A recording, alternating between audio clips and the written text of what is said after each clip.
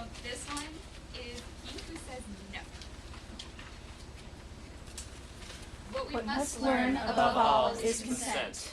Many say yes, and yet there is no consent. Many are not asked, and many consent to the wrong things. Therefore, what we must learn above all things is consent. I am the teacher. I keep a school in the city, and I have a pupil whose father has died. He has only his mother to look after him. Now I will go and say goodbye to them, for I shall soon be starting on a journey to the mountains.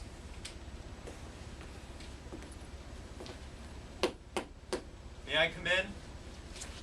Who is it? Oh, it's the teacher. The teacher has come to visit us. Why have you not been to my school in the city for so long? I have not been able because my mom has been ill. I didn't know that.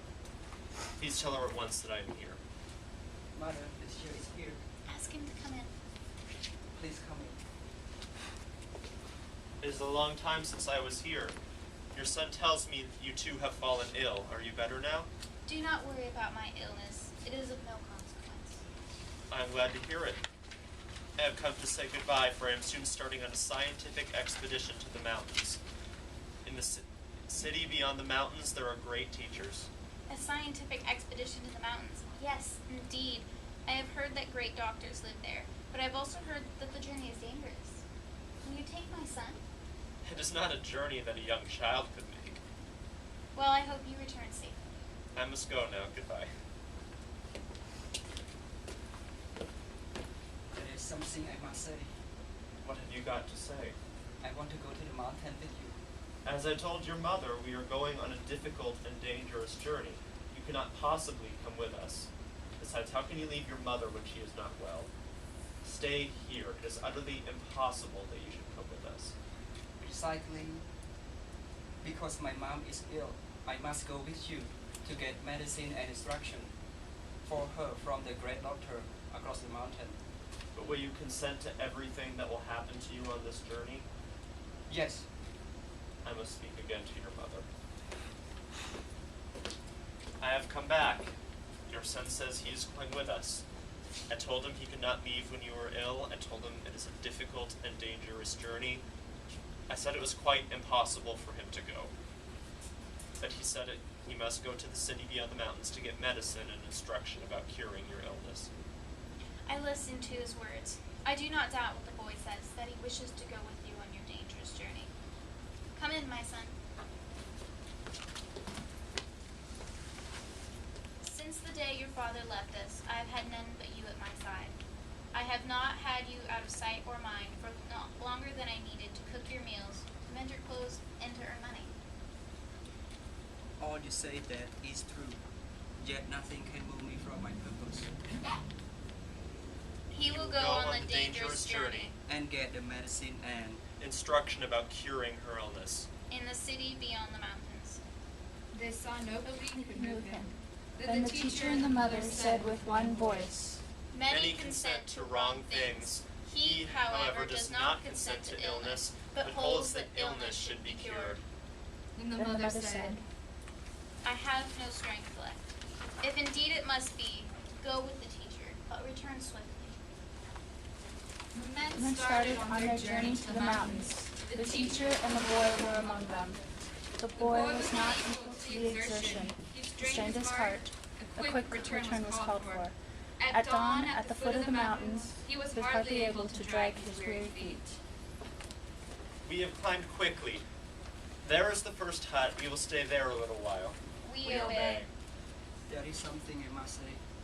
What have you got to say? I'm not feeling well. Be still. Such things may not be said by those who travel on errands like ours. Perhaps you are tired because you are not used to climbing. Stop and rest a while. The boy seems to be ill from climbing. We must ask the teacher about it. Yes, ask him. We hear this boy is ill from climbing. What is the matter with him? Are you anxious about him? He is not feeling well, but there is nothing wrong with him. He is only tired from climbing. So you're not troubled about him?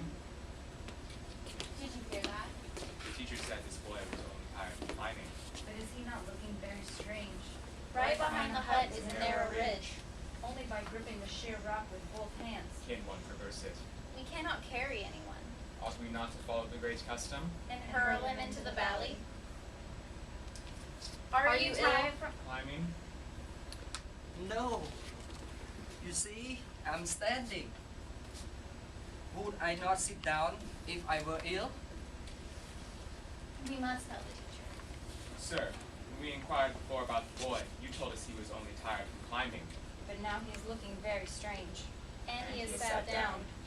Though we say it with dread, there has been from ancient times a great custom that those who fail should be cast into the valley.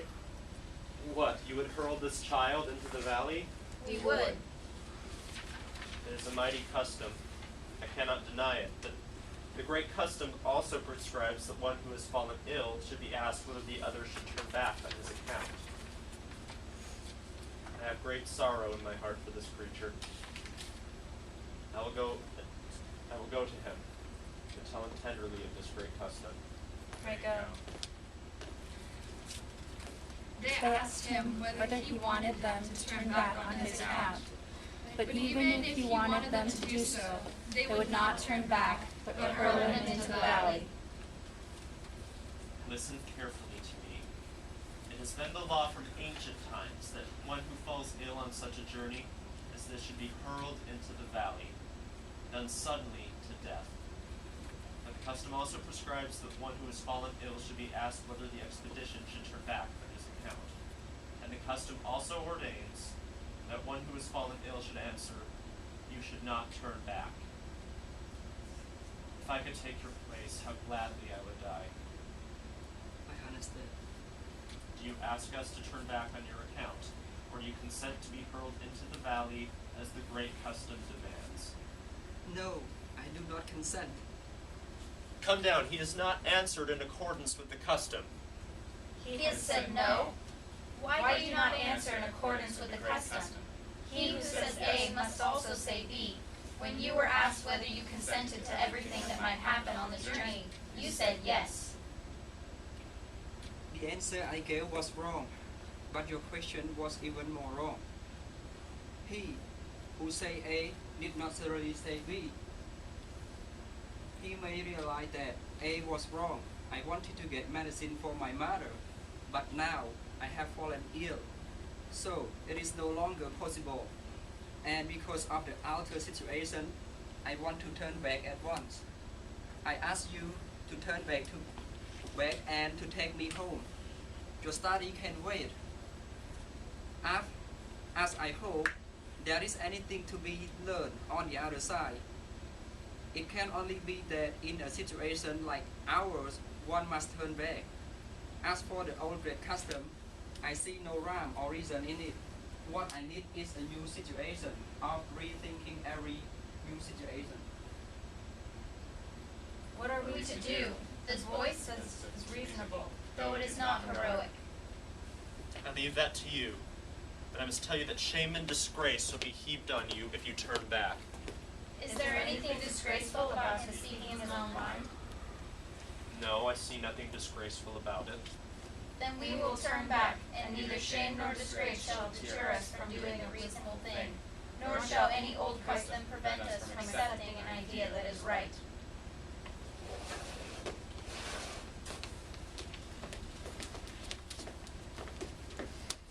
Support your head in our arms. Don't exert yourself. We will carry you gently. The friends took Took the friend and initiated a new custom And a new law. and brought the boy back. Side by side they walked together toward calumny, towards ridicule, with their eyes open, none more cowardly than his neighbor.